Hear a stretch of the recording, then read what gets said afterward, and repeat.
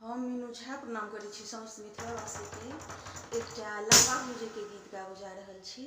रचनाकार एम ठाकुर छथिन। नीक लागत तऽ लाइक जरूर करब। धन्यवाद। जय मिथिला, जय मैथिली।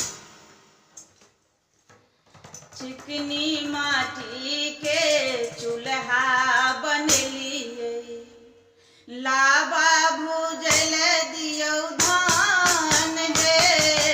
चिकनी माटी के चूल्हा बनेलिए, लावा भूजल दियौ धान हे।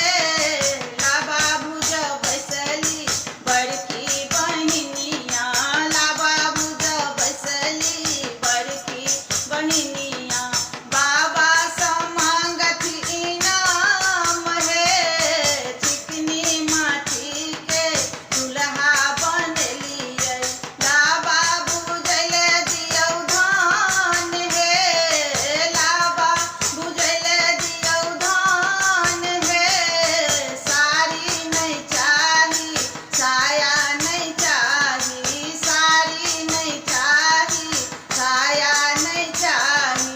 लहंगा के लागत दाम हे, लहंगा के लागत दाम हे।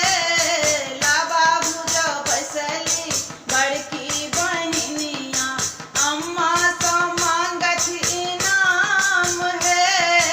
चिकनी माटी के चूल्हा बनेलिए, लावा भूजल दियौ धान हे।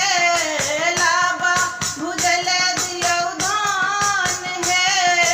नथिया नहीं चाही, बिछिया नहीं चाही, नथिया नहीं चाही, बिछिया नहीं चाही।